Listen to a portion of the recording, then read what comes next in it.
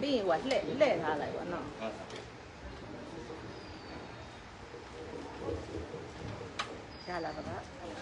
Tayam Yasu Yarana, Tayam Yasu Yarana, Tangam Yasu Yarana, Suado Yarana, Yasu Madua. Dara Ujulas Moyo Sekubu, Puno Malaya, Garoja, Tekasa Karawa, Kudugan Serena, Tigatekaya, Yatingan and Tagua, Luramboya, Chayam Yasim Yamaswa, Lugan Sekade, Dana Kudugan Serena. Tayam Musida Danaros and Yadu, Momala Sado, Sonkever, both in Chochiaza, Ludan Sekaya, Dana Kudugan Serena. Ikamukudugan Serena, Bondo John, Denagama Bondo Gandoti, the Desian, Sena, Jan, Koa Jijan, Nyamina Jijan, Bondo Gotis or Anubo Jijan, Mayasi Pedologi, Logo the Rasis, no delay Yasijan, Yasi Pedologi, Logo the Rasis, no delay Mimido yet Danda Night, Tawarati, Mele, Yerando Bonana Bazi, Duragando Melando Yetiado, Naimadabi. Duragando Melando, Samia, Medibango Leve, Layamia, Sosa, Yado, Yabe, Yama, Yule, Najati, Kissy Hamande, Italanada, Pisa Dila, Damaya Sami, Nogana Doa, Dila Deta, Mebande, Dudiyami. Hambane, Itarane Nada, Bezadila, Damaya Sami, Noganga Dawa, Dila Dita, Mebande, Dadiyami, Hambane, Itarane Nada, Bezadila, Damaya Sami, Noganga Dawa, Dila Dita, Mebande, Yamaurami Damarita Namo Tata Bhagavato Arahato Dhamma Sambuddhassa Namo Tata Bhagavato Arahato Dhamma Sambuddhassa Namo Tata Bhagavato Arahato Dhamma Sambuddhassa Namo Tata Bhagavato Arahato Dhamma Sambuddhassa Buddha Gissami, Dhamma Gissami, Dhanga Gissami,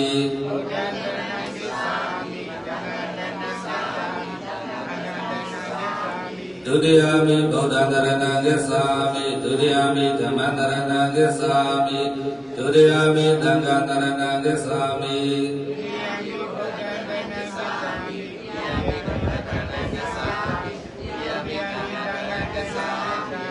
Dadiyami Bodhanarana Gissami, Dadiyami Dhammanarana Gissami, Dadiyami Dhanganarana Gissami.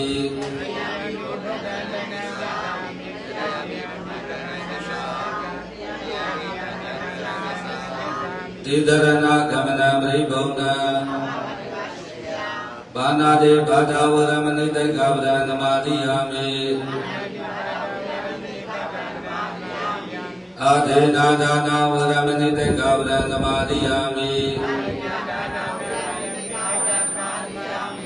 ကာမေတုမိစ္ဆာသာရဝရမဏိတေကဝရသမာဓိယာမိ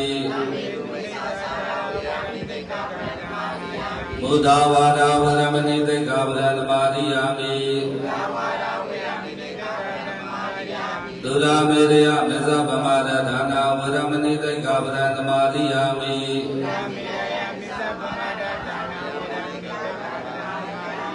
ဣဒံမေဘုံညံဣဒံမေဒါနံနိဗ္ဗာနတသစ္စယောဟောတုအဗမတိနသမတိတာ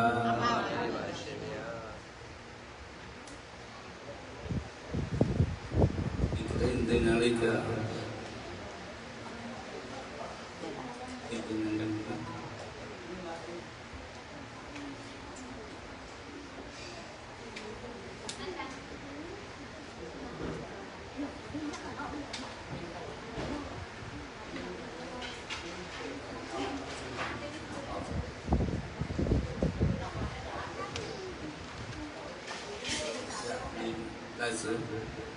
မေယံဗန္တိသန္တာရဘုဒ္ဓဒုက္ခတောမောဇနထာယဣမံတတိနာဇီဝရံသံဃတဒေမအရှင်ဘေယကတိလေယမြတ်တင်နံကိုသံဃကုံအားဒီမှန်၍စကပ္ပါဤဤကောင်းမှုကြောင့်တပိတော်တို့သည်သက်ရှိချမ်းသာစိတ်ချမ်းသာ၍လူရဆန္ဒပြေဝပြည်လျင်ဘဝတို့နှင့်မြတ်နိဗ္ဗာန်အားရောက်ရပါသောဤအရှင်ဘုရား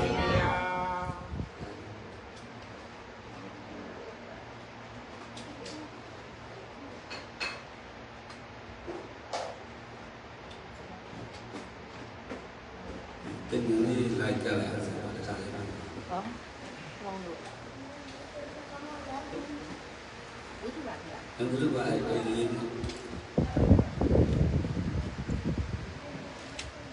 ကိုဘယ်မှာဝါလဲအဲ့ဒီမှာအဲ့ဒီစီအဲ့ဒီငါ့ကိုအဲ့ဒီစီအဲ့ဒီဘီယုမှာဘယ်လိုလုပ်လဲကတ်တာ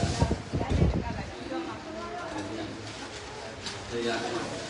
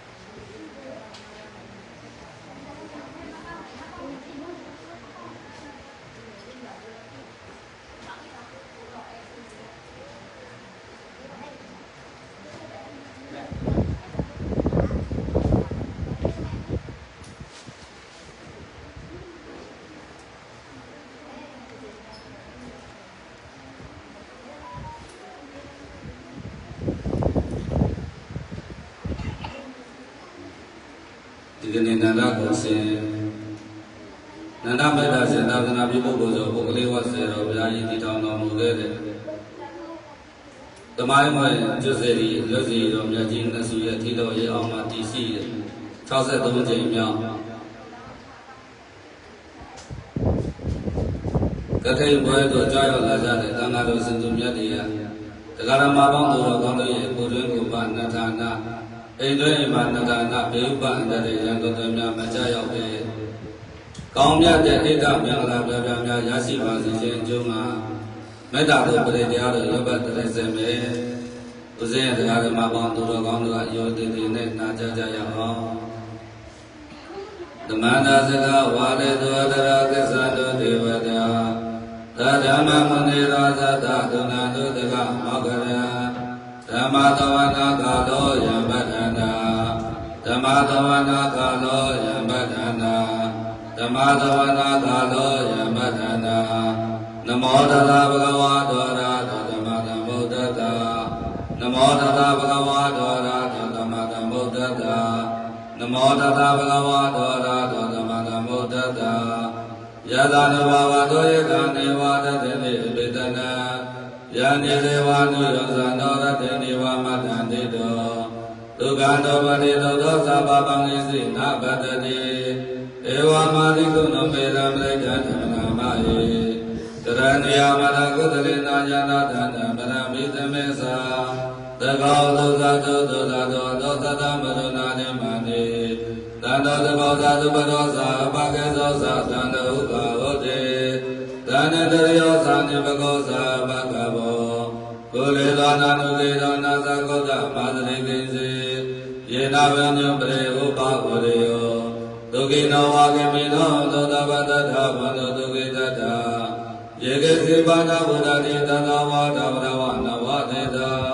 ဒီဃဝါယေဝမန္တပစီမာတတရာဒုက္ခဒုလာဒေဇဝါယေဝသေတယေဝဒုရေဝတန္တိအဝိတုရေဝေဒီဝတပတ္တထာဘန္တောဒုက္ခိတ္တာနာဘရောပရန္တိကောဗေဒနာတိမိနေသာကတ္တစေနာကေစေဗျာရကနာပရိယသေညာနေနာမိညာသာဒုက္ခမေစေယမာတာယတနိယဗုဒ္ဓမယုတာဧကဗုဒ္ဓမနောရကေဧဝံမေတ္တဗဗုဇေသုမာနတဘာဝေအပရိမာဏမေတ္တေသတ္တဗရောဂသမေမာနတဘာဝေအပရိမာဏဩဒနောသာတိတိသာသမရာအဝိရမတ္တပတ္တ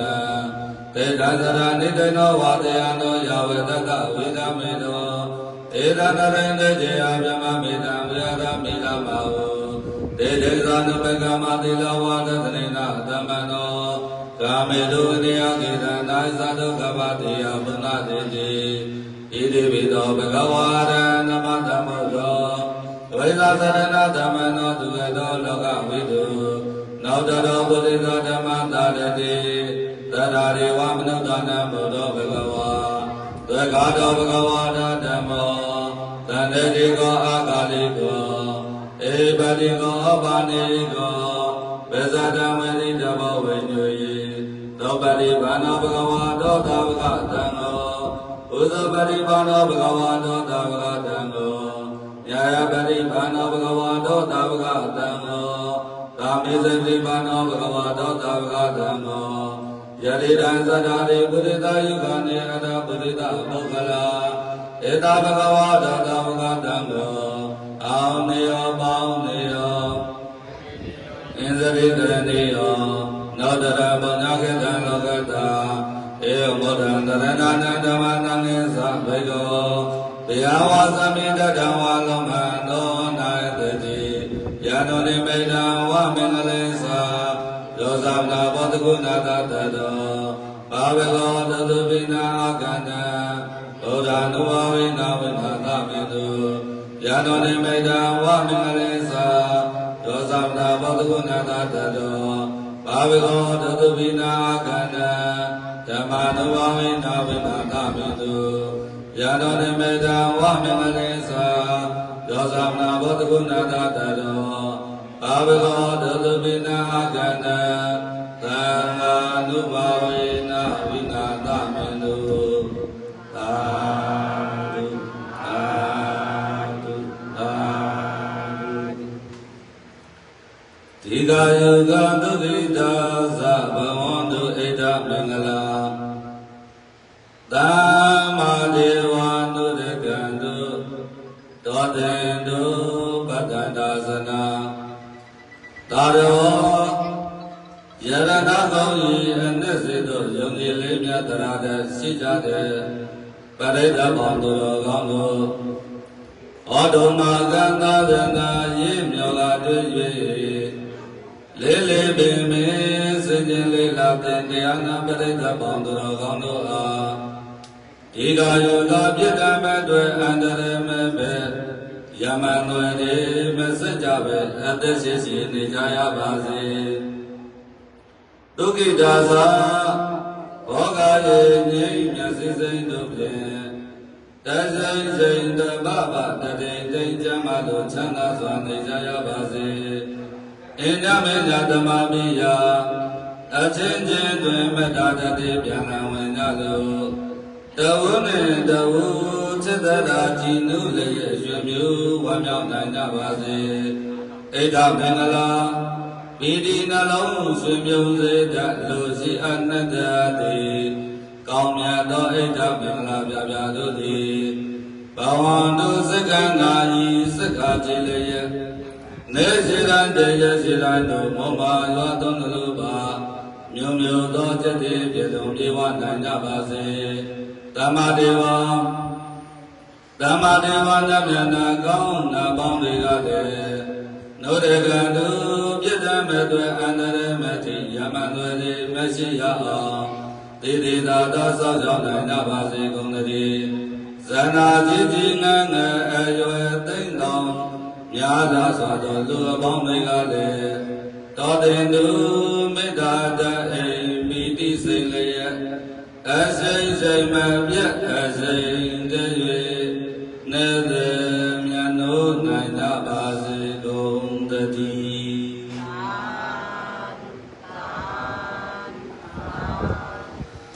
ဒီကနေ့ဦးဇင်းတို့နာနာကုံရှင်နာနာမေတ္တာရှင်သာသနာပြုပုဂ္ဂိုလ်တို့ပုဂ္ဂလိဝဆေတော်ဗျာဤတည်တော်တော်မူတဲ့ဘေကုမြို့နောက်တော်သမိုင်းဝင်အကျွတ်စေတီအလွတ်စေတော်မြတ်ကြီးနတ်စုရဲ့တည်တော်ရဲ့အောက်မှာတည်ရှိရဲ့အကျော်တော်မဟာဗောဓိစာသင်္ဍရဲ့အတွင်းမှာပုရိမဝါမထားကြတဲ့သံဃာတော်ရှင်သူမြတ်တို့ကိုအာယုံပြုပြီးတော့မှ63ကြိမ်မြောက်မဟာဘုံလက်ထင်ပွဲကိုရန်ကုန်မြို့မှာနေတဲ့ဆရာမဒေါက်တာစသွေးကိုတော်မူမမဆောကနေပြီးတော့မှကတိလျာမြတ်သိဏ္ဍနဲ့တကွာလူတန်းပွဲရာဖြာဖြာတို့ကိုလူတန်းစက်ကတ်ခြင်းဆိုတဲ့ဒါနကောင်းမှုအဲ့တော့မိမိဒီကနေ့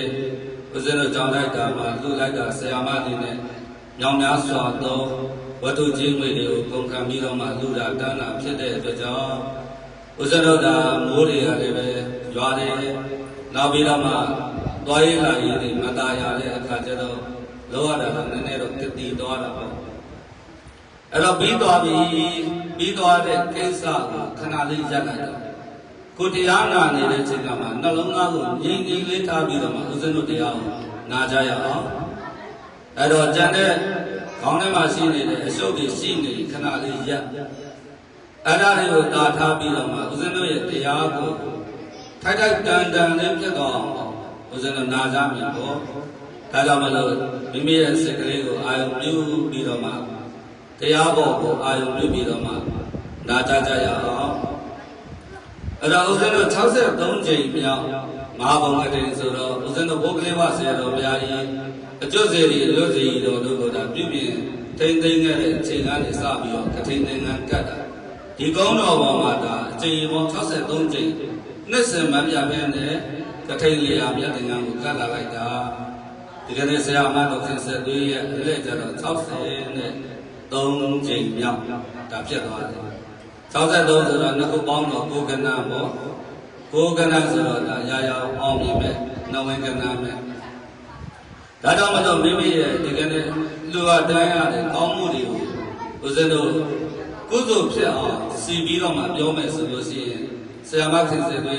ဦးဇင်းတို့ကြောင်းလိုက်တာမှာကထိန်နဲ့ပတ်သက်ပြီးတော့မှကထိန်မြတ်သင်္ကန်းတော့ဒါဦးဇင်းတို့မဖြစ်မနေတာပါမယ်သင်္ကန်းမယ်ကထိန်မြတ်သင်္ကန်းကိုလည်းပဲဒါဦးဇင်းတို့ထားတဲ့တန်တန်ကောင်းကောင်းမွန်မွန်နဲ့ကုန်ကြခံပြီးတော့မှကထိန်သင်္ကန်းကိုမိမိတို့လူတယ်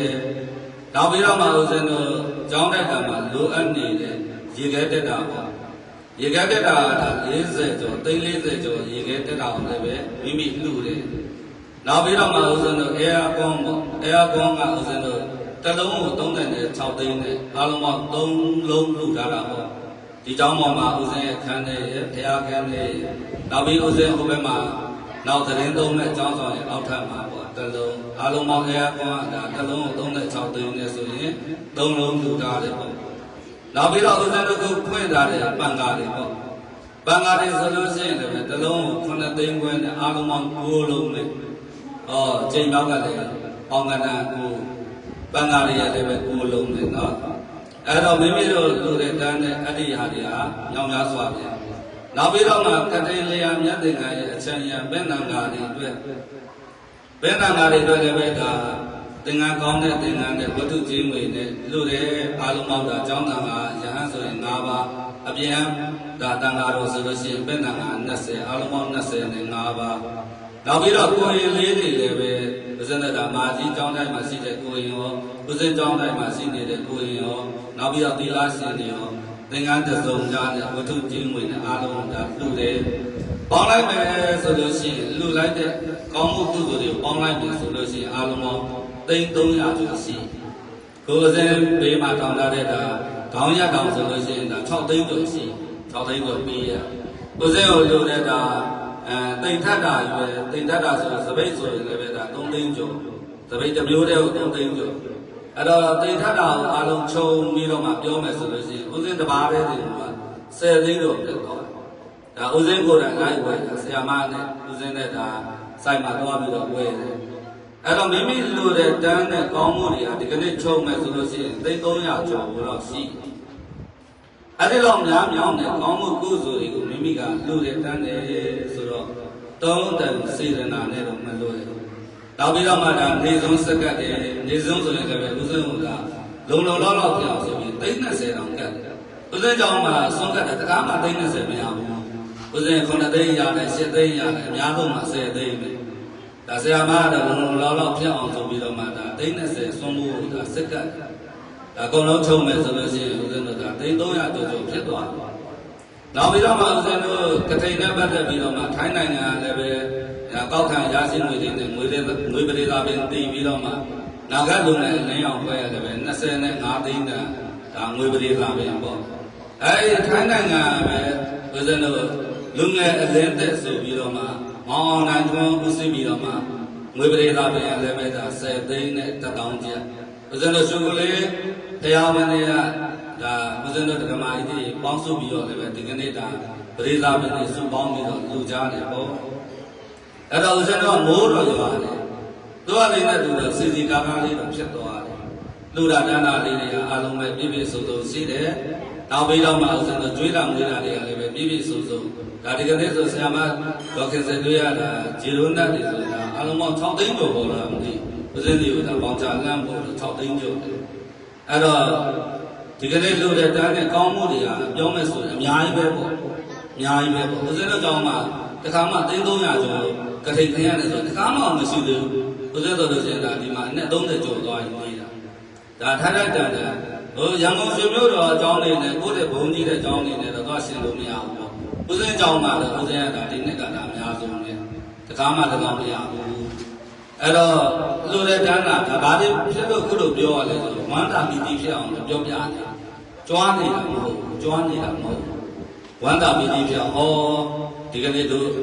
ကျွလုံးမှာဘောဓိစာတဲ့လိုက်မှာထိုက်တန်နဲ့ငါလှူလဲရတယ်ဟဲ့ကောင်းမှုကုသိုလ်ပြုလွှဲလဲရတယ်ဟဲ့အဲ့တော့အကြောင်းတိုင်းမှာလူနေတဲ့ပစ္စည်းတွေပြည့်စုံသွားတာငါဝမ်းတာလိုက်တာ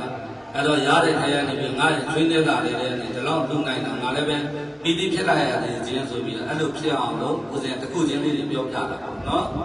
အဲ့တော့ဦးဇင်းတို့ဒါလှူတာတန်းတာတွေကိုဒါကြံပါသေးတဲ့ကြံတာပြောမယ်ဆိုရင်အများကြီးဒီဆရာမလှူတာတွေရလို့လေဒီကြောင်းထဲမှာဦးဇင်းကိုလှူတာအများကြီးကိုထီးပေါ့ဘုရားကမှလှမ်းပြီးဒီမှာလေးကြည့်လိုက်ထီးတွေအဲ့မှာပတ်စံတွဲလောင်းနေတဲ့ကားတဲ့ထီးတွေရလည်းပဲဒီဆရာမပဲလှူထားတာအဲ့တော့လှူတာတွေကတော့ပြောမယ်ဆိုအများကြီးပဲဒါစဉ်လှူနေတာနောက်ပြီးစံအိတ်ကြံနေတယ်ဦးဇင်းတော်ဘယ်ဘေးမှာစီရက်ရှိမှာစံအိတ်ပေါ့အဲ့ဒါဆိုလို့ရှိရင်အားလုံးပေါင်း15သိန်းကိုဒါစီရနဲ့စပိသာဘုံတဘုံရေနောက်ပြီးတော့စံကျော်2အိတ်ရေစံချမ်း10အိတ်ရေဒါတွေလည်းပဲဒီဆရာမလှူထားတာတွေပဲအဲ့တော့အားလုံးကခြုံပြီးပြောမယ်ဆိုတော့တောင်များစွာလှူထားတာအဲ့တော့မိမိလှူတာနဲ့တန်ကောင်းအောင်ဘ ဘာလို့လဲဆိုတော့ကုသိုလ်ရဖို့လို့လူရာနဲ့တန်အောင်မိမိရဲ့တန်တာမှာဘာလို့အပ်သွားလဲဆိုတော့ကုသိုလ်ရဖို့လိုအပ်သွားတယ်အဲ့တော့ကုသိုလ်ရဖို့အတွက်ကိုမလူခင်ပေါ့ဥစဉ်တရားနာနေတဲ့ချိန်ကမှာပုပ္ပမုံစပရဆိုတဲ့စေတနာလေးသုံးတန်လေးမိမိရဲ့စိတ်ကလေးကိုပြုပြင်လိုက်ပါစေတနာသုံးတန်ဆိုတာမလူခင်ရှိဖို့ရတယ်ပဲလူခြင်းနဲ့စိတ်ရှိနေရမယ်လူတော်လူစဲမှာလည်းပဲမိမိရဲ့စိတ်ကတန်တန်ရှင်းရှင်းလေးနဲ့စိတ်လေးကိုထားမယ်လူပြီးတဲ့နောက်ခါမှလည်းပဲပရစေတနာလူပြီးတဲ့နောက်ခါမှလည်းပဲငါပဲတော့လှုပ်လိုက်တယ်ဆိုပြီးတော့ထက်ခအောင်းမိတ်တရိယာပြီးတော့နေရမယ်ဒါဥစ္စာတော့လူတန်းနဲ့ဒါနနဲ့ပတ်သက်ပြီးတော့အဲ့ဒီစိတ်ဓာတ်ဟာပြုပြင်ဖို့အတွက်အရေးကြီးဆုံးပဲစေတနာသုံးတန်ပြဋ္ဌာန်းလို့တယ်မလို့ကြရလည်းပဲမိမိဟာတက်တက်တန်တန်နဲ့စေတနာလေးနဲ့ရည်ရွယ်ပြီးတော့အချိန်လေးယူပြီးတော့မှလောက်လာခဲ့ရတယ်။ဟောကိုလူတော်လူစဲမှာလည်းပဲမိမိဟာစေတနာလေးတက်တက်တန်တန်လေးထားလိုက်မယ်လူပြီးတဲ့နောက်မှာလည်းပဲမိမိရဲ့စိတ်စေတနာလေးကပြန်လဲအောင်မဲ့တတိယပြီးတော့မှကိုယ့်ရဲ့လူပေါ်ကိုပြန်လဲပြီးအောင်မဲ့တတိယပြီးတော့နေမယ်ဆိုရင်စေတနာသုံးတန်ပြဋ္ဌာန်းသွားတယ်အဲ့ဒီလိုစေတနာသုံးတန်ပြဋ္ဌာန်းပြီးတော့မှလူတဲ့ကုသိုလ်ကအကျိုးပေးတဲ့ခါကျတော့ထူးခြားတဲ့ကုသိုလ်အကျိုးပေးတယ်စေတနာသုံးတန်ပြဋ္ဌာန်းပြီးတော့လူတဲ့တန်းတဲ့ကောင်းမှုပြီးကျိုးပေးတဲ့ခါကျတော့ထူးခြားတဲ့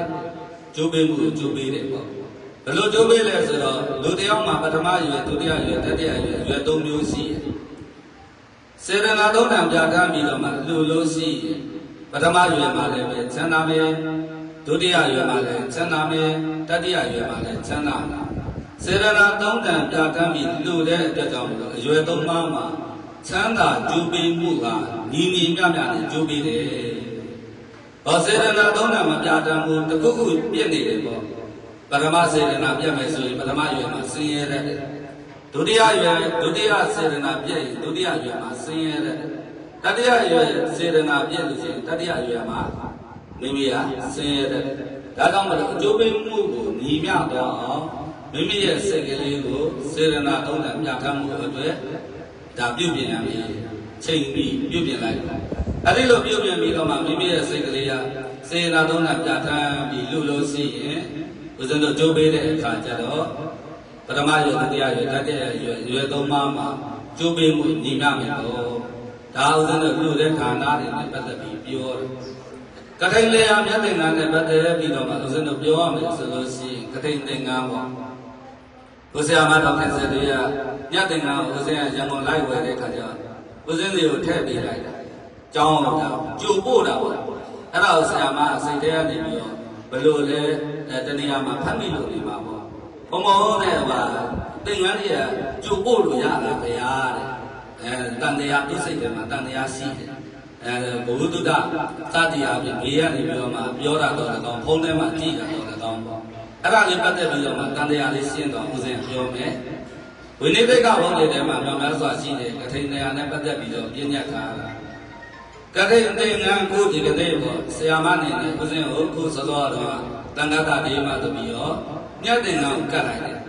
ကတ်တဲ့အချိန်ကနေဆိုလို့ရှိရင်ဒီသင်္ကန်းကိုနေမကြုံပဲနဲ့ကထိန်ခင်းရမယ်ပေါ့ဒါဒီကနေ့နေစုံစားပြီးရင်ဆရာမတို့မှပြန်မယ်ဦးဇင်းတိမ်ထဲမှာကထိန်ခင်းမှာအဲ့ဒီလိုမကတ်သေးဘူးမိမိကနေစေရနာနဲ့ငါဒီကနေ့တန်ခါကိုမကတ်သေးဘူးလို့ဆိုလို့ရှိရင်အဲ့သင်္ကန်းကိုအကြောင်းကြိုပို့လို့ရပါတယ်အဲ့ဒါပြည့်မဖြစ်ပါဘူးဘယ်ကြောင့်ပြည့်ပို့လို့ရတယ်ကထိန်သင်္ကန်းမခင်းငယ်မှာကြိုပို့တာပို့လို့ရတယ်ဒါပဲမလို့ပို့ပြီးလို့ကတ်ပြီးရင်တော့တန်ခါတာဒေးမှာစင်ပြဒီသင်္ကန်းနဲ့ကထိန်ခင်းပါပဲဟာလို့အဲ့ဒီလိုကတ်ပြီးသွားရင်အဲ့သင်္ကန်းညှင်းကြော်လို့မရအဲ့ဒါကိုသင်္ကန်းတိုးသွားရင်သမင်းများညင်းများညှင်းကြော်တိုးတယ်လို့ပဲကထိန်သင်္ကန်းလည်းတိုးသွားရင်အဲ့သင်္ကန်းကထိန်ခင်းလို့မရဘူးဒါကြောင့်မလို့ဒီကနေ့ကျမှဆရာမကဦးဇင်းကိုစောစောဟာညသင်္ကန်းကိုတန်ခါတာဒေးမှာခတ်လိုက်တော့ဒီကနေ့ဦးဇင်းတော့မဖြစ်မနေကိုကထိန်ခင်းရမယ်ဒါဆိုလို့ရှိရင်ကထိန်မြောက်တယ်ပေါ့အဲ့တော့ကထိန်ခင်းတယ်ဆိုတော့ဒီကထိန်သင်္ကန်းဘာကြောင့်ဒီလောက်ကြီးအပြောကျင်ပြီးတော့ထူးခြားနေတာလဲဘာဖြစ်လို့သင်္ကန်းတွေအားလုံးထဲမှာကထိန်သင်္ကန်းဟာအမြတ်ဆုံးလို့ခေါ်တာလဲဒါလည်းပဲဦးဇင်းတို့တရားဓမ္မပေါင်းသူတော်ကောင်းတို့သိထားတဲ့တာပေါ့သင်္ကန်းတွေကတော့လူနေတာပဲဦးဇင်းတို့ဗုဒ္ဓဘာသာဝင်တွေကဘ ဝါသောဆိုလဲလူတာပဲဝါသောမဟုတ်အချိန်ရှိဆိုရင်လူနေတာပါပဲသင်္ကန်းတွေရတော့ဒါပေမဲ့ဘယ်တော့ပဲသင်္ကန်းတွေလူကထိန်လျာမြတ်သင်္ကန်းဟာသင်္ကန်းတို့အားလုံးထဲမှာအမြတ်ဆုံးတဲ့အမြတ်ဆုံးသင်္ကန်းဒါဆိုရင်သင်္ကန်းတွေအားလုံးထဲမှာအမြတ်ဆုံးသင်္ကန်းလို့ဩဟာဒနဲ့ပေါ့ထိုက်တန်အောင်ဒီသင်္ကန်းဘယ်တော့ထူးနေလို့လဲဒါသိဖို့လိုတာပေါ့ကရိလျာမြတ်သင်္ကန်းဘယ်တော့ထူးလဲဆိုလို့ရှိရင်တဲ့ဦးဇင်းတို့သံဃာတော်စင်သူမြတ်တွေကတိမ်ထဲမှာနေခင်းတိုင်းဒါကတိတ်ခင်းမှာကိုကဒါဒီလူရတန်းတာကတိတ်ခင်းတာမဟုတ်သေးဘူးနော်ကတိတ်ခင်းတယ်ဆိုတာသံဃာတော်တွေကနေပြီးတော့တိမ်ထဲမှာတော့ပြီးတော့မှညက်ကမဝါဒနဲ့သင်္ကန်းတွေပေးထိုးစွန့်တင်ဆိုတဲ့အတိုင်းအဲဒီလိုလုံးလိုက်မှသာလေကတိတ်ခင်းတာကိုခေါ်တယ်ဒါဥစဉ်ရေသက်ချတဲ့လူဒါအဲ့တော့ဥစဉ်တို့ဗုဒ္ဓဘာသာဝင်တွေအကြောင်းတော်ပြီးတော့သင်္ကန်းတွေလူပြီးတော့မှပြန်သွားရင်ငါတို့ကတိတ်ခင်းပြီးပြီကတိတ်ခင်းပြီးပြီလို့ဒါတော့စကားအရပြောတာအဲ့ဒါကတိတ်ခင်းတယ်ဆိုတာကသင်္ကန်းလူတော့တော့ကတိတ်ခင်းတာမဟုတ်သေးဘူးကတိတ်ခင်းတယ်ဆိုတာတိမ်ထဲမှာသံဃာတော်တွေကနေပြီးတော့မှညက်ကမဝါဒနဲ့အဲ့ဒီသင်္ကန်းပေးရပေးပြီးလို့ဆိုလို့ရှိရင်သံဃာတစ်ပါးကိုပေးပြီးလို့ကမဝါဒနဲ့ပေးရတာဗဒက်ကနေရော့အင်းလို့အဲ့လိုပေးလို့မရကမဝါဒနဲ့ပေးပြီးလို့ရှိရင်အဲ့ဒီသင်္ကန်းရဲ့အပေါ်မှာဟောင်းတော်ဆိုပြီးတော့မှဇဘိုးကျော်ကုန်းပမာလေးမင်းလေးနဲ့သူကကပ္ပဘိန်သူထိုးတယ်လို့စာလို့ပြောတာကပ္ပဘိန်သူထိုးတယ်ဆိုတာအမဲပြောင်လေးလုပ်လိုက်တာဘာကြောင့်မဲပြောင်လုပ်တာလို့ဆိုတော့တစ်နေတဲ့သင်္ကန်းဟောင်းလုပ်လိုက်တာဘာကြောင့်ဟောင်းလုပ်လဲဆိုတော့ပထမရှိနေတဲ့သင်္ကန်းကိုသူကပစ္စုတ်တူစွန့်ရတာပါပထမသင်္ကန်းကိုစွန့်ရမယ်ကိုအသက်သင်္ကန်းကိုကပ္ပဘိန်သူထိုးရမယ်ထိုးပြီးရင်ဒိဋ္ဌံတင်ရတယ်ဒိဋ္ဌံတင်ပြီးမှဒီသင်္ကန်းကိုအဲ့ကိုတော်ကကရိစခင်းရတယ်အဲ့တော့ကရိခင်းပြီးတော့ကျန်တဲ့ကိုတော်တွေကလည်းပဲအတ္တတဗန္တိတံကတကတိနန္တမိကောကတိနာထာရောလူမောဓမ္မာဆိုပြီးတော့အဲ့ဒီလိုလူမောဒနာထပ်ပြီးတော့မှဝိုင်းပြုရတယ်အဲ့ဒီလိုပြုလိုက်မှအဲ့ကိုတော်တွေတိမ်ထဲရောက်တဲ့ကိုတော်တွေအကုန်လုံးကထိန်အာနိတေဆိုပြီးအဲ့ကထိန်ခင်းလိုက်တဲ့ကထိန်အာနိတေရသွားကထိန်အာနိတေဆိုတာဘာကိုပြောရလဲဆိုတော့ဒီကထိန်သင်္ကန်းတွေခံစားမှုရှိတယ်အကျိုးတရားတွေကိုအဲ့ဒီကိုတော်တွေကခံစားမှုရတယ်အဲ့လိုလုံးလိုက်မှရတယ်တိမ်ထဲမှာအဲ့လိုမလုပ်ဘူးဆိုလို့ရှိရင်အဲ့ဒါကထိန်အာနိတေမရအောင်ဒါဆိုရင်စမြကထိန်အာနိတေမရရင်ဘာတွေထူးတော့ဆိုတော့တန်ဃာတော်ရှင်သူမြတ်တွေကကတိအာနိသင်မရဘူးဒါနောက်ပြီးတော့မှဝါကျိုးဝါပြဝါတွင်သုံးလမှာဝါကျိုးတယ်ခီးသွားလို့ဝါကျိုးတယ်ဆိုရင်လေခုလူနေတဲ့တန်းနေတဲ့ကထိန်နဲ့ပတ်သက်ပြီးရတဲ့လက်လာပါတွေအကုန်လုံးကိုအဲ့ဒီကိုတော်ခံစားခွင့်မရှိတော့ကတိအာနိသင်မရတဲ့ကိုတော်ရဲ့ဝါတွင်မှာဝါကျိုးတဲ့ကိုတော်ရဲ့ခုလူနေတန်းနေတဲ့ပစ္စည်းဥစ္စာတွေကိုခံစားခွင့်မရတော့ကတိအာနိသင်မရတဲ့အတွက်တော့တိမ်ထဲမှာကတိန်ခင်းလိုက်လို့ကတိန်အာနိသင်ရသွားတဲ့ခါကျတော့ဘာတွေကျိုးရှိသွားတယ်ဆိုတော့ဦးဇင်းတို့ရဟန်းတော်တွေဆိုလို့ရှိရင်229သောတိက္ခာဘုရှိတယ်အဲ့ဒီ229သောတိက္ခာဘုထဲမှာ5မျိုးသောတိက္ခာဘုပေါ့5မျိုးသောတိက္ခာဘုအဲ့ဒီတိက္ခာဘုတွေကိုကျူးလွန်များတော့လည်းပဲ9လအတွင်းတပေါင်းလားပြည့်နေ9လအတွင်းမှာအပြစ်မဖြစ်လို့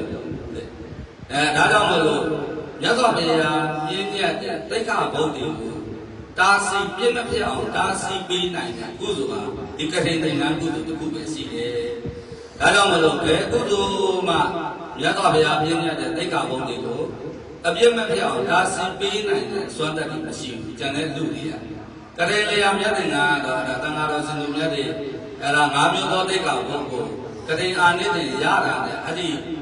တန်ဃာတော်တွေဟာ9လအတွင်း5မျိုးသောတိက္ခာဘုကိုကျူးလွန်များတော့လည်းပဲအပြစ်မဖြစ်တော့ဘူးတဲ့9လအတွင်းပေါ့9လပဲတစ်သက်လုံးတော့မရအောင်9လပဲခံစားခွင့်ရှိတယ်အဲ့တော့အဲ့ဒီတိက္ခာဘုတွေ5မျိုးကဘာတွေလဲဆိုတော့တရားဓမ္မပေါင်းတော်ကောင်းတဲ့နိစ္စတာတွေဦးဇင်းပြောမယ်ဘုန်းကြီးတစ်ပါးအကြောင်းကိုသွားပြီးတော့မှစွန့်ပစ်တယ်ပေါ့စွန့်စားကြွဖို့ပြင်တယ်ဆိုလို့ရှိရင်တကားနေပြီတကမားနေပြီရှင်များအိမ်သမင်းသားကြွပါဗျာလူလိုဖိတ်တာပေါ့အဲ့ဒီလိုလူလိုဖိတ်တယ်ဆိုတန်ဃာတော်ရှင်သူမြတ်တွေကလိုက်ဖုံးပေးလို့မရဘူးဘာဖြစ်လို့လဲဆိုတော့လူလိုလာဖိတ်တဲ့အတွက်မအပ်တော်ဆုံးဖြစ်သွားတယ်ကတိအာနိသင်ရသွားတဲ့ကိုတော်ကျတော့ဘလို့ဖိတ်ဗျာလူလိုပဲဖိတ်ဘုန်းကြီးလိုပဲဖိတ်အဲ့ဒါလောလောကကလိုက်ဖုံးပေးလို့ရတယ်အဲ့ဒီလိုပုံစံမျိုးပေါ့အဲ့ဒီလိုတိက္ခာဘုံ5မျိုးကို ခံစားခွင့်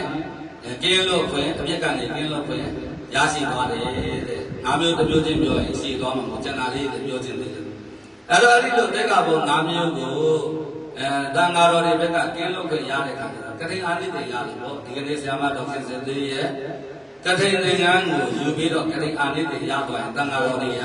အဲ့ဒီဂျိုတရားတွေရပါတယ်အဲ့တော့တန်ဃာတော်စင်တော်များတွေဘက်ကအဲ့ဒီကိုဂျိုတရားရသွားပြီဆိုရင်တရားဓမ္မပေါင်းသူတော်ကောင်းတို့ဘက်ကလည်းပဲဂျိုတရားတွေမြောင်များစွာရရှိအဲ့ဒီဂျိုတရားတွေကဘာတွေလဲဆိုလို့ရှိရင်ကတိသင်္ကန်းကိုခင်းကြတယ်တရားဓမ္မပေါင်းသူတော်ကောင်းတို့ဟာကတိအာနိသေရသွားအောင်ဒီလူတဲ့ကံတဲ့အတွက်ကြောင့်မလို့ဖြစ်လျာရာဘဝတိုင်းမှာလောကီအကျိုးအနေနဲ့ဖြစ်လျာရာဘဝတိုင်းမှာ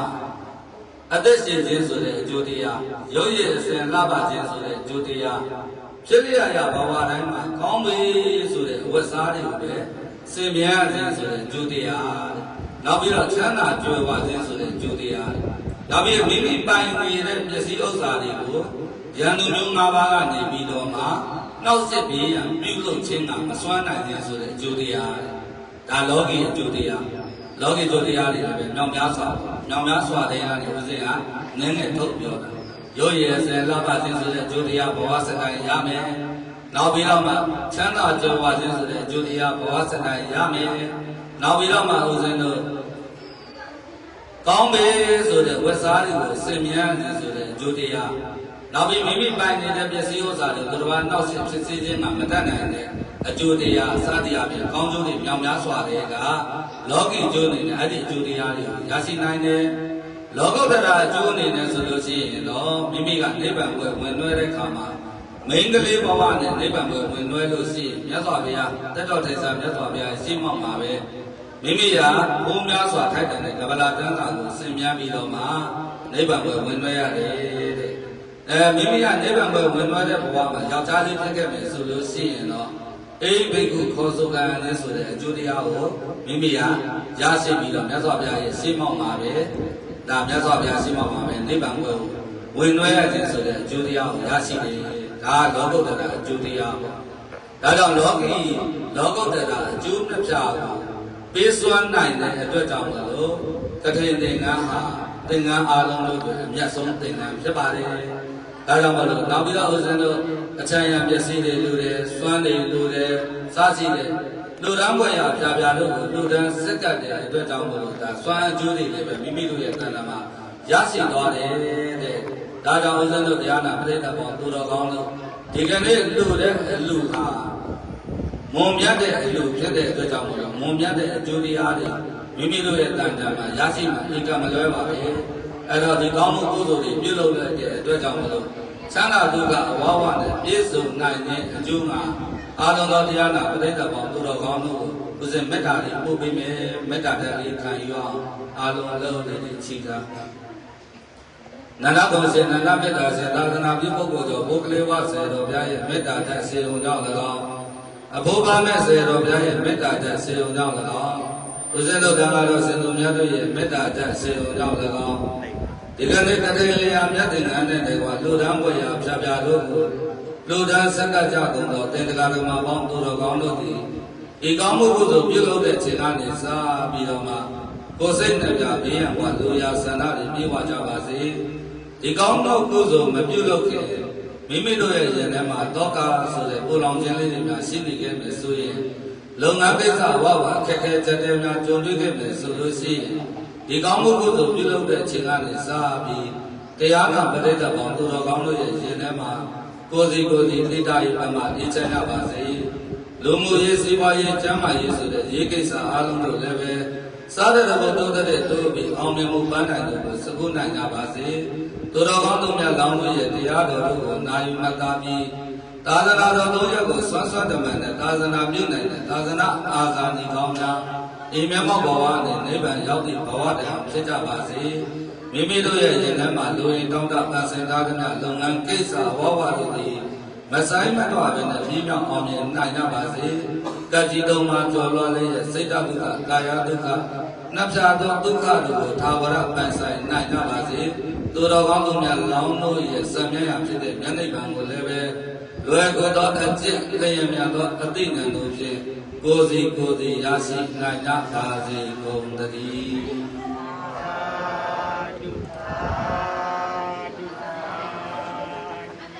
အတ္တဒုက္ခယဝါယမော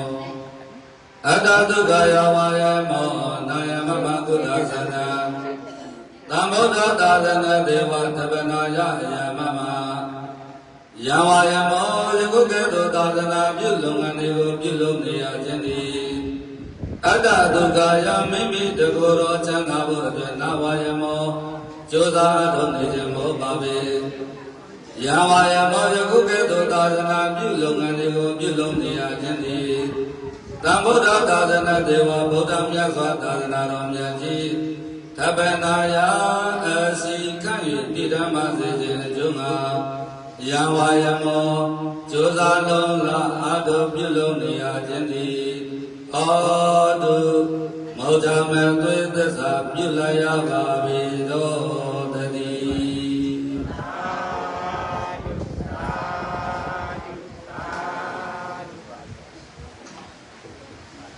စေးနဲ့ဝတ်ထုနဲ့ဗျာ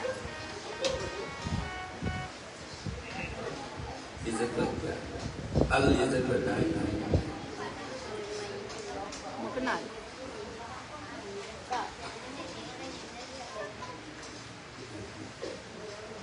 စေးစားရတယ်နော်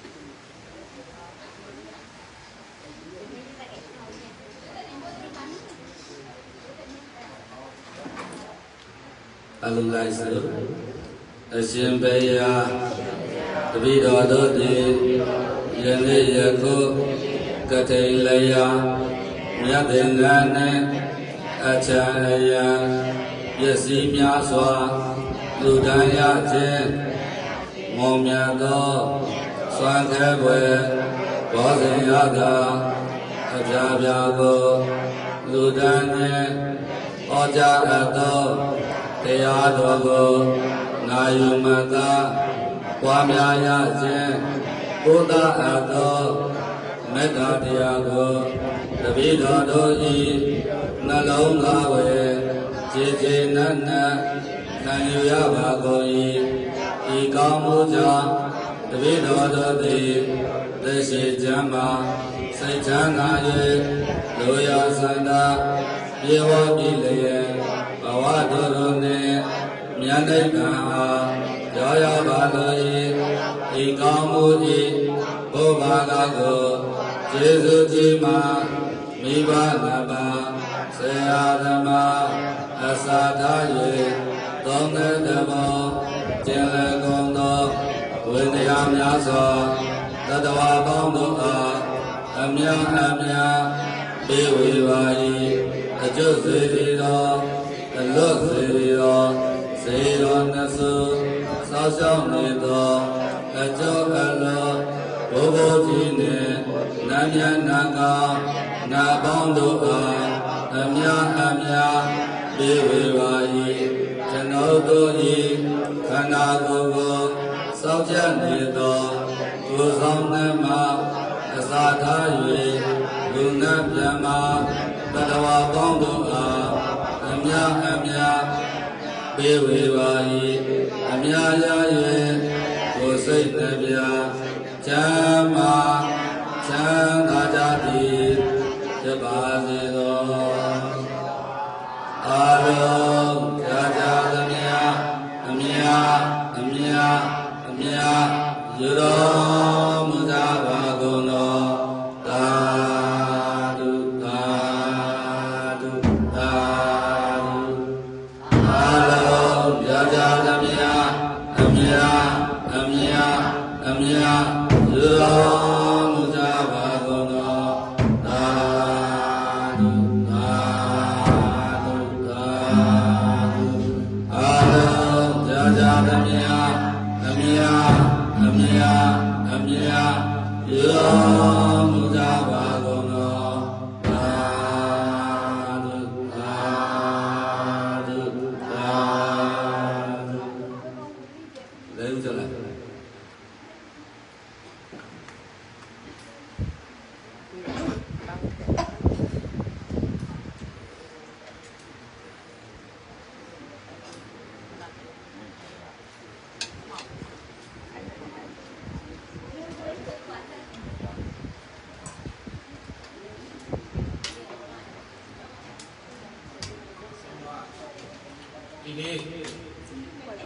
ကျွလို့ရဲ့ဘာကတိတော်ကြီးဟာဆက်ဒီမှာစာရန်ဒုဒနဲ့တိုင်း63ကြိမ်တိုင်ရောက်ခဲ့ပါပြီ။ဒါဆိုလို့ရှိရင်နေတဲ့ကလေးတွေရောသိမှာမဟုတ်ဘူး။အဲ့တော့သူတို့14နှစ်ကဒီကိုကြီးကိုစားတယ်။အဲ့တော့ဝီကလေးပေါ့နော်။အဲ့တော့အခု60လူတွေက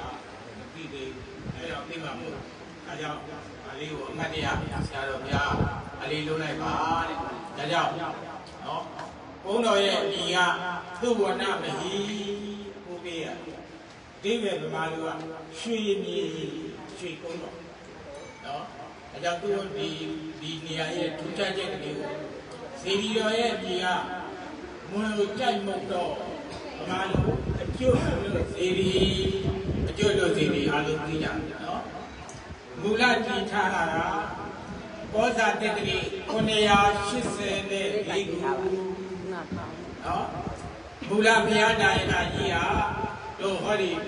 ပေတုခန္တာဝလီပြည့်ရှင်ရာဇာတိရှေ့လိုက်မိကြီးရဲ့သားတော်ကြီးပညာဓမ္မရာဇာတို့ခန္တာဝလီရဲ့ဘုရားကြီးဖြစ်တဲ့ဘေရှင်စောဖူးရဲ့အကိုတော်နော်အဲ့တော့ဒီမျိုးမင်းဆက်ဘဝပဋ္ဌာန်းဆက်ပါရမီရှင်များပြုပြင်မွမ်းမံပြီးဒီနေ့သူတော်ကြီးကိုတန်းကြရပြီဒါလိုဝမ်းမြောက်ဖို့ဒီချက်မှာတက်တန်းအပြည့်ကြည့်လိုက်တော့984ခုကနေပြီးတော့ဒီနေ့1380ခုကိုရည်တွက်လိုက်ရင်နှစ်ပေါင်း603နှစ်603နှစ်ဆိုလဲနဝင်းကနန်တွားကြိုက်တယ်နော်အဲ့ဒီမှာနှစ်ပေါင်း900ကျော်တော်ကြီးအုပ်စိုးနေတဲ့ဂျားတွေကပုဂ္ဂလိဝဆရာတော်ဘုရားကြီးစတင်ပေါ်လို့လာခဲ့တာက1321 22 23အိုးရွှေကူလေးကနေဒီကုန်းကိုလဲလူသွားလို့ရအောင်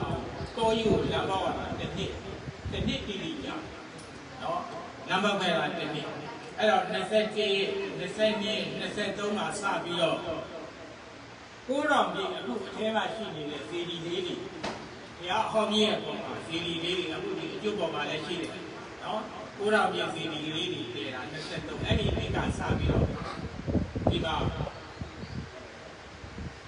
ဘုန်းကြီးတော်ဆိုပြီးအကျုပ်လို့တော်ဆိုပြီးတော့တပားလေးနေတယ်တပားကြောင့်လေးစဆောက်တယ်24ခုနှစ်မှာအခုလိုသတိညွတ်လာတထိန်စကျင်းနေတာဒီနေ့ဆိုရင်63နှစ်ရောက်လာခဲ့ပြီ။တော့အဲ့ဒီတရားစတယ်။အဲ့တော့ဗာမဲဆရာတော်ဘုရားကြီးကအဲ့ဒီလိုကလေးဘဝတွေမှာပထမဆုံးတစ်ချိန်ခင်းတဲ့အချိန်မှာဟောဒီအလွတ်ဘုရားဘော်ကဒီတစောင်းတွေပြတ်တတ်တယ်မလုပ်ပါနဲ့။အလွတ်ဘုရားဘော်ကိုသင်္ကန်းဝန်းနဲ့ကိုယ်တိုင်ပြပြီးကိုတင်ပြပြီးလက်ရည်ဖဲ့ခဲ့တယ်။ဒါကဘုန်းနေတဲ့တာရီတတိပြီးဝိဇ္ဇာအောင်ကြီးဟာအဲ့ဒီအလွတ်ဘုရားပေါ်ဒီလိုကောင်းကိစ္စရှိလို့ဒိဋ္ဌိရင်နော်အကျုပ်ကိုလားအလွတ်ဘုရားမှာရောက်ပြီးဆုတောင်းနော်ပုဂ္ဂလိဝါရဲ့အာမေနော်အဲ့ဒါကိုဆုတောင်းအဲ့ဒါအလွတ်အဲကြောင့်ဘုရားဆရာတော်ဘုရားကြီးကြွတဲ့နေရာမို့လို့ဘာမှထပ်ပြီးတော့မမုံတော့ပဲနဲ့အဲ့ဒီမြေလေးကိုဒီတိုင်းလေးနဲ့အင်္ဂလိပ်ကြိုက်ပြီးအခုဆရာတော်တို့ကထိုင်လို့ကောင်းကြောက်ပြားလေးတွေခေခဲ့နော်အဲ့ဒါကြောင့်63နှစ်တန်းရှိတော့ဘုန်းတော်ရွှေမြေ63ကြိမ်မြောက်မာကုံပထိန်တော်ကြီးကိုလူတန်းခွင့်ကြုံကြရတော့အလူရှင်ပဋ္ဌာန်းဆက်ဆွေတော်မျိုးတော်များအနေဖြင့်ဒါမြောက်ပါဒီနေရာကိုအကြောင်းမရှိပဲအဆက်မရှိပဲဘယ်လိုမှမရဘူးတော့အခုဆရာမတွေရောဒီသားတွေသမီးတွေရောဒီ63ကြိမ်ကိုပြီးခဲ့တဲ့နေ့ကမရောက်ဘူးနော်63ကြိမ်မှာတိုးလာဆိုတာဒါအကြောင်းတွေရှိတယ်ဒါကြောင့်မလို့ဒါတွေကိုပဋ္ဌာန်းဆက်ခေါ်တာပေါ့နော်ဥပနိဒေယတတိနဲ့တစ်ချိန်တစ်ခါတဘဝမှာတိုးတယ်တွေဒီကုန်းတော်မှာသာသနာတွေပြည့်စုံကြတယ်တစ်နှစ်မှာတစ်လမှာတစ်ကြိမ်တစ်ကြောင်းတစ်ကြိမ်မှာတစ်ကြောင်းတိုက်တာပြုခွင့်ရတဲ့တတိတော်ကြီးကိုကြုံကြိုက်လာရတဲ့အတွက်ကြောင့်ကျက်တရေနော်အတိကြီးသောနဝင်းစနစ်ကြုံခဲ့ရပါတော့ကြောင့် 63ကြီးရဲ့တက်တိလေးကိုပြောမလို့နှဝင်းရဲ့တက်တိလေးကိုပြောမလို့နော်အဲ့ဒါပါလေဆိုတော့63ဆိုတာမနိကလည်းဒုံလို့လို့ပြောင်းဒါမဲ့နေ့ကြလည်းဒုမကြုံတော့64ရောက်ပါနော်ဒါကြောင့်မလို့အခါအခွင့်ကြုံကြိုက်လို့ပညာရှိတွေကစာကလေးရေးထားခဲ့တာရှိတယ်ဒါလေးကိုလူလဲငယ်ငယ်ရတွေကရတဲ့စာနော်အောင်စကြတဏဝင်းကတွင်ကကြော်မှာနမီအဝဝကူလာမီသမတာဆေတွင်တရားနာဝိဇာကဲမီအဲ့ဒီနဝင်းဆက်ကိုဘာကြောင့်လူတွေနဝင်းလို့ပြောတာလဲဒီကတိနော်နဝင်းကိုပြီးလို့နဝင်းနဲ့ပတ်သက်ပြီးတော့ကောင်းမှုကုသိုလ်တွေလုပ်တယ်ကြံစီတွေလုပ်တယ်ဆိုရင်ဆိုင်ရတရားရဲ့နတ်ဝိဇ္ဇာအဲ့ဒီပုဂ္ဂိုလ်၃မျိုးကပတ်သက်ကြောင်းမလာလို့ကိုမရဘူးအခုပဋ္ဌာန်းဆက်ကနတ်ဖြစ်ခဲ့ရင်နတ်တရားလာမယ်ကိုပဋ္ဌာန်းဆက်ကဝိဇ္ဇာဖြစ်ခဲ့ရင်ဝိဇ္ဇာလာမယ်နော်ကိုပဋ္ဌာန်းဆက်ကတရားမင်းကြီးဖြစ်ဘုရားလာနော်အဲ့လိုအဆက်ပုဂ္ဂိုလ်တွေကမလာလဲနေလို့မရဘူးဒါကြောင့်တရားနာဝိဇ္ဇာကဲမီစိတ်ချပွဲမှတ်ကြနဝင်းဒါကြောင့်ထူးခြားတဲ့အချက်ကလေးကိုပြောတာနော်ဒါကြောင့်မြင့်မြတ်သောသဇောင်းလုံးလာပြီးအခါသမယကြီးမြတ်သောမဟာကုသိုလ်တော်ကထိန်ကြီးကိုလူရန်ကြရပါတော့ပါရမီရှိကိုယ်နဲ့သာသမီများအပေါင်းတို့သည်ဝိဇ္ဇာပုဂ္ဂိုလ်သူများ၏အကူအညီအဆောင်လျှောက်ကိုခံယူရရှိတော်မူကြ၍နော်ဒီမတ်တောင့်တပတ်သောလောကီလောကုတ္တရာဆုမြတ်အဖျားဖျားတို့နှင့်ကိုယ်တိုင်ကိုငါပြီးဝနိုင်ကြတော်မူဟုအထူးသဖြင့်ဝမ်းမြောက်တော်မူကြပါရဲ့ဖြစ်ပါတယ်တဲ့ဒါကြောင့်မို့လို့ဒီထူးခြားသော63ကြိမ်မြောက်တဲ့ရှိသောဝိသဒရဗဟိတိရှင်ကြီးများရဲ့သာသနာပြုရာအောင်မြေကုန်းဌာနမှာလာရောက်၍ဤကြီးညိုခွေရာမတန်းကိုအနုမောဒနာနာကြတဲ့အတွက်ကြောင့်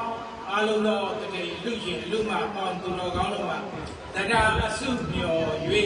သာဓုလိုသုံးကြိမ်ဟောတော်မူကြပါကုန်လော